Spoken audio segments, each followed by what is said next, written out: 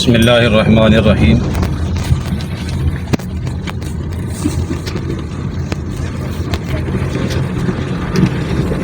یہ جی پوری روڈ بحریہ انکلیو کی طرف جو راستہ جا رہا ہے وہ ہے۔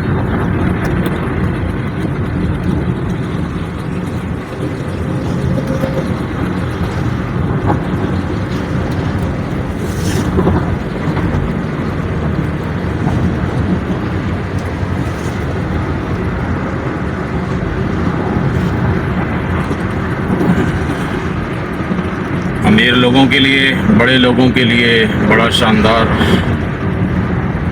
بڑا جاندار، بڑا وی آئی پی قسم کا بحریہ میں ماحول ہے، لیکن غریب غربا یہاں صرف مزدوری کر سکتے ہیں۔ محنت مزدوری گھروں کے اندر کام کاج، باقی جو بلڈنگیں وغیرہ مکانات بن رہے ہیں ان میں مزدوری وغیرہ کر سکتے ہیں۔ یہاں رہائش کے بارے میں کوئی تصور نہیں کر سکتا، کیونکہ یہ ایک عام آدمی کے پہنچ سے بہت دور ہے۔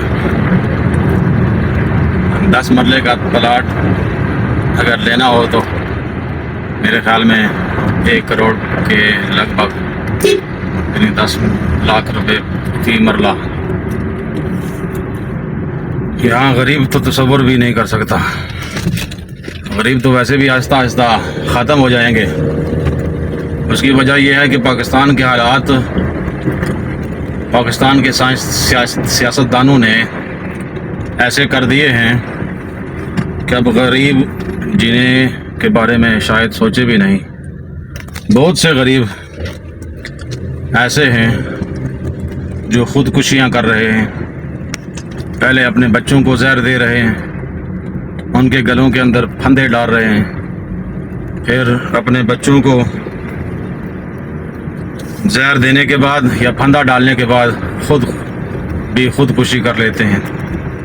یہ ہمارے ملک پاکستان کا حال۔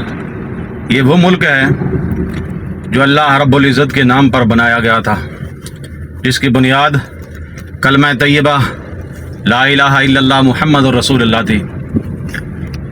آج حالات یہ ہیں کہ بجلی دیکھیں، پیٹرول دیکھیں، بجلی 52 روپے فی یونٹ پہ پہنچ گئی ہے، یعنی کہ وہ بھی عام آدمی کے استعمال سے باہر ہو گئی ہے۔ اور پھر پیٹرول 282-84 سے واپس 253 تک پہنچا ہے، لیکن وہ بھی کچھ دنوں کے لیے۔ اس کے علاوہ کون سی ایسی چیز ہے؟ چینی 160 روپے کلو ہو گئی ہے، آٹا 150 روپے سے ابو ہو گیا، یعنی 160 روپے کلو۔ غریب کیسے جیے گا؟ غریب کیا کھائے گا؟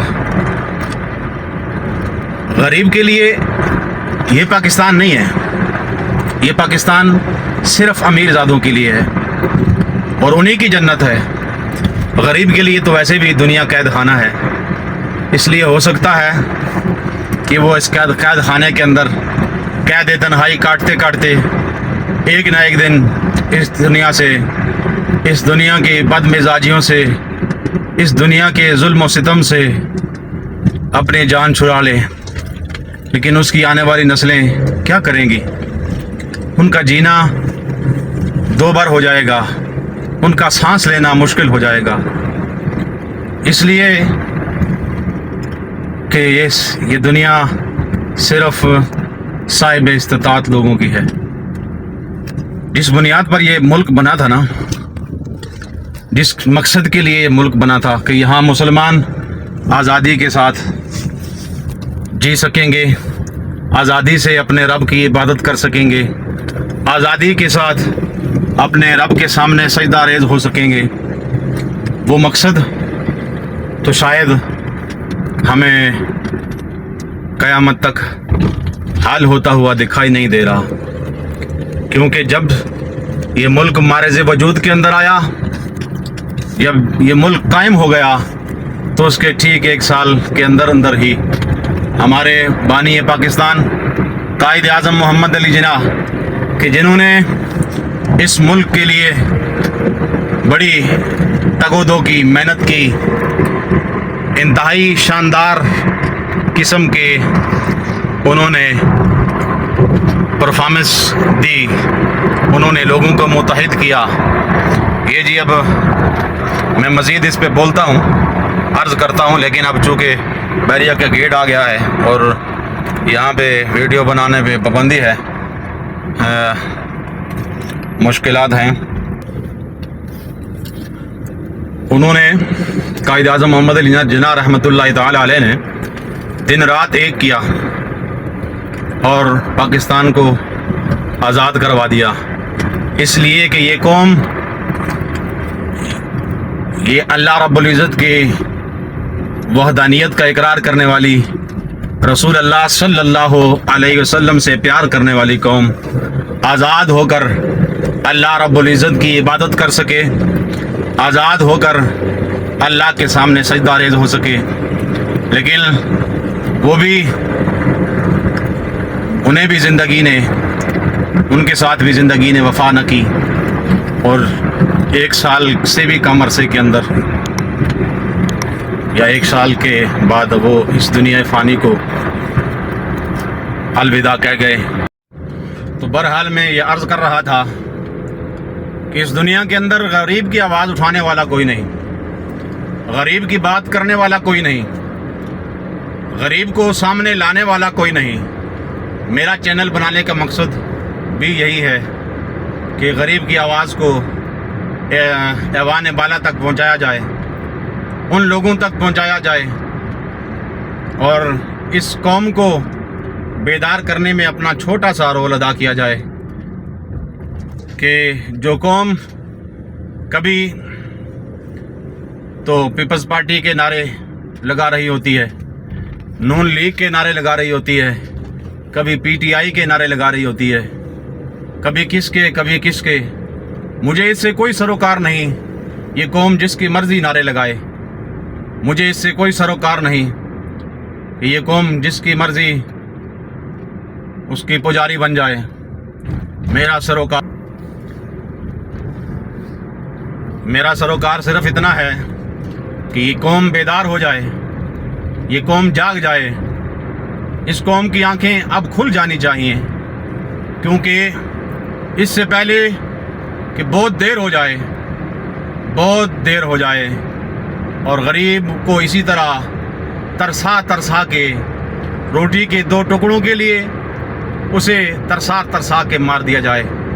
غریب کو اس سے کوئی سروکار نہیں کہ اس ملک کی روڈیں کیسی ہیں، اس ملک کے برج کیسے ہیں، اس ملک کے ہوائی جہاز کیسے ہیں، اس ملک کی ٹرینیں کیسی ہیں، اس ملک کے ایوان بالا کیسے ہیں۔ غریب کو اگر غرض ہے تو صرف اور صرف اس بات سے کہ اسے 2 وقت کا کھانا میسر ہے کہ نہیں، اسے دوسرے وقت کھانا میسر آئے گا کہ نہیں، اسے دوسرے وقت کھانا کھانے کو مل سکے گا یا نہیں۔ وہ یہ سوچتا ہے کہ اب آج میں کون سا ایسا کام کروں کہ جس سے میرے چھوٹے چھوٹے بچے، ننھے منھے بچے 2 وقت کا کھانا پیٹ بھر کر کھا سکیں، اور اگر 2 وقت کا نہ بھی ملے تو کم از کم 1 وقت انہیں کھانا ہی میسر آ جائے۔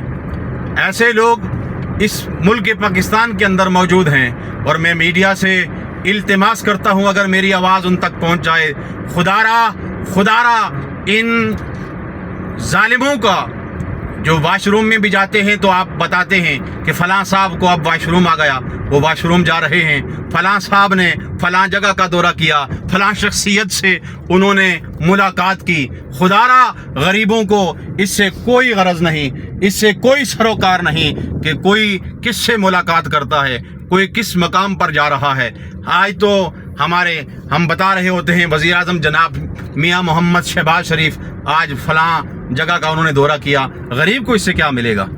آج تو جماعت اسلامی کے امیر جناب سراج الحق صاحب نے فلاں جگہ کا دورہ کیا، انہوں نے جلسہ کیا، غریب کا اس سے کیا سروکار، اس کا اس سے کیا لینا دینا؟ آج مولانا فضل الرحمان صاحب فلاں جگہ پہ چلے گئے، جو ہر پارٹی کے اندر سب سے پہلے حاضر ہو جاتے ہیں۔